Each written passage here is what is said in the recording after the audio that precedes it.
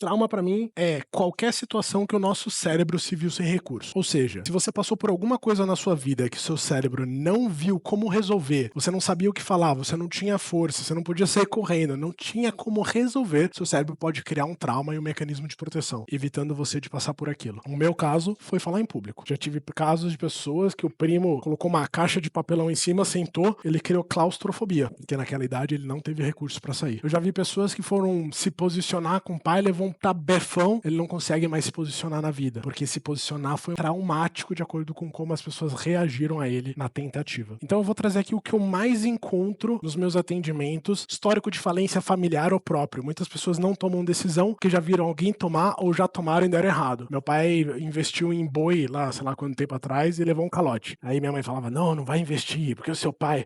meu pai investiu numa porcaria de boi, sei lá por quê, não tô investindo em criptomoeda, mãe, é diferente, né? Então assim, depois eles fecharam a exchange, eu perdi também, mas vamos lá. Tô brincando. A questão é, a nossa história vai influenciar. E se foi traumático, mais ainda. Depois, calote ao golpe, ok, bem similar. Pandemia, muita gente travou, porque teve muitas perdas financeiras, familiares, amigos. Teve muito tempo internado, e aquela coisa de, não, antes eu dava vida pela empresa, eu quase morri, agora eu quero sombra e água fresca, então também não quero nada que eu tenha que trabalhar até depois das 18. Crença. Tô falando se certo ou errado? Não. Tô contando a narrativa que fez a pessoa chegar a essa crença. Lutos e mortes, pessoas interesseiras, uma vez eu escutei disso. Eric, eu não quero ficar rico porque se eu ficar rico a minha família vai querer o meu dinheiro. Aí eu pensei, deleta a família, fica rico. Brincadeiras à parte. Olha como o fato da gente se preocupar com algumas coisas que a gente já vivenciou impactam. Porque teve uma época que ele teve uma condição melhor, e a família, não, você pode pagar um boleto, não, família, e ele se sentiu usado. Então ele falou, eu não posso ter, porque se eu tiver, vão usar e eu não vou usar. Escolhas, dá pra tratar isso, tá? Famílias e amizades sabotadoras, e aquela pessoa fala assim, gente, vou criar um canal pra falar de contabilidade. Aí fala,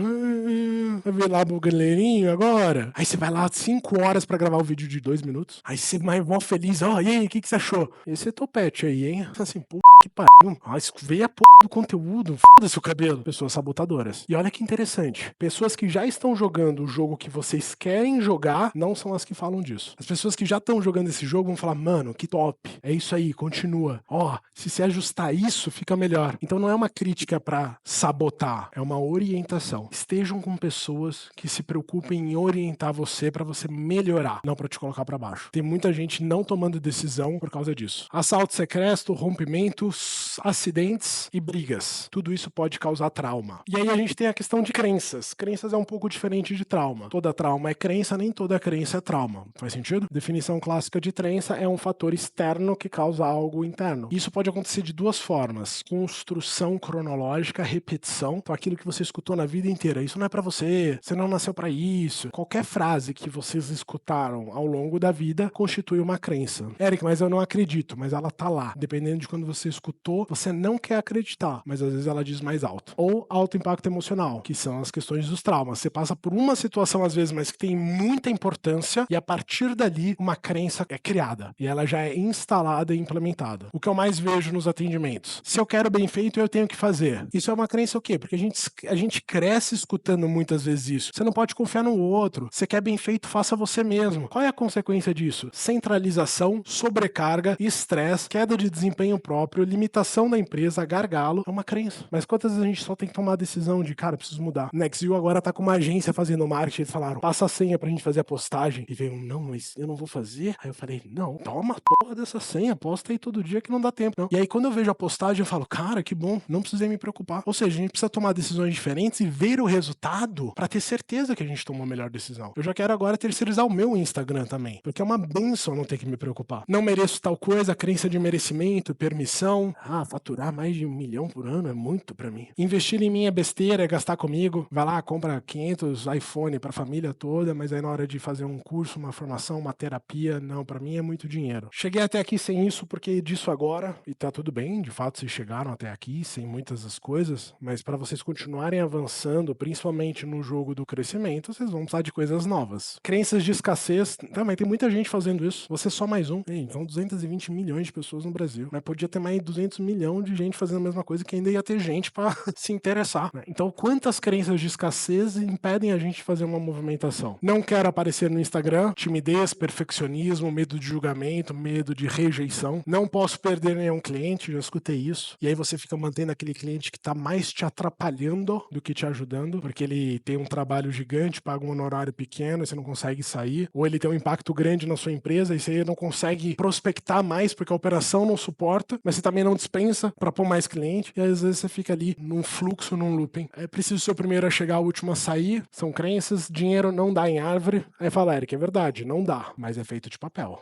é feito de árvore. Então, tudo é um ponto de vista. Então, tem coisas que, tem crenças que são verdade? Podem ser, mas o quanto você vai se apegar à crença para tomar a decisão? Se a gente pensar que é uma coisa escassa, vai ser escasso pra gente. Se a gente entender que as coisas estão fluindo e tem gente que tá conseguindo fazer, por que não tá fazendo também? Fulano não vai gostar se eu fizer isso? Ah, não sei se meu sócio vai gostar que eu entrei na mentoria. E aí não fica em cima. Vai, vê, explica. É um movimento de crescimento. Sem minha empresa para, fala, Eric, mas isso é um fato. Bom, fosse um fato, vocês não estariam aqui, né? Senão já teriam declarado falência. Mas não dá pra tirar um mês de férias sabático, né? Por quê? Porque a estrutura não foi construída para suportar uma ausência longa. E isso é decisão, né? Como o Vilarino falou assim, quem não tem cultura? E 2, 3 pessoas falam, tem, só não tá escrito. Então tem muitas decisões que não foram conscientes. Elas foram simplesmente decididas ao longo do tempo. É que nem quando eu perguntar assim, com qual mão vocês pegam a escova para escovar os dentes? O seu cérebro faz uma decisão. E normalmente você pega sempre com a mesma mão e começa pelo mesmo lado da boca, porque ele já padronizou o processo de decisão. E às vezes você tá tomando decisões na sua empresa de maneira padronizada e tá impedindo de fato o resultado. E aí tem a frase do eu não consigo, crença maior. Agora, uma das formas da gente questionar a nossa crença é entender se tem alguém que tem uma crença diferente de nós e entender se o resultado que essa pessoa tá tendo é diferente do nosso. Se a resposta for sim para os dois, você tem que mudar essa crença. A questão do autoconhecimento, para você reconhecer as crenças e os traumas, é muito importante, né? Mas na maioria das vezes ele é inconsciente. Mesmo a pessoa lendo aqui fala, não, eu acho que dinheiro não dá em árvore e tal, tudo isso. Mas como que a gente consegue identificar? Eu me olhar e falar assim, não, eu tenho essa crença, eu tenho esse trauma. Tem alguma situação específica? Tenho. Eu já fiz um rompimento de sociedade uma vez, e nessa sociedade eu não conseguia me impor. Fiz terapia, entendi o que aconteceu e tal, e para mim ficou consciente. Mas até eu fazer a terapia era completamente inconsciente. Eu tomei a decisão de ir fazer, beleza. Mas até então eu achava que eu não tinha essa crença ou esse trauma. Pós-sociedade, você fez terapia. Então percebam assim, quando a gente tem que tomar uma decisão, por exemplo, ter um novo sócio, e aí você sente uma aversão, você sente uma resistência natural sua, tem alguma crença. Aí é uma questão de você se questionar. Por que eu não quero? Por que essa resistência? Qual o meu medo? O processo de autoconhecimento ele é pautado em perguntas. Nós precisamos nos questionar. Por isso que várias vezes eu falo assim, você já sabe o próximo nível? Porque se você não perguntar, você está no automático, você está só indo. E aí você começa a lapidar. Mas eu tinha esse medo antes do meu ex-sócio? Não, não tinha. Agora eu tenho. Então o que tem de diferença entre um ponto e outro? A sociedade. O que aconteceu na sociedade? Ah, eu não tinha voz. Mas não foi uma questão que aconteceu na sociedade, que já era anterior.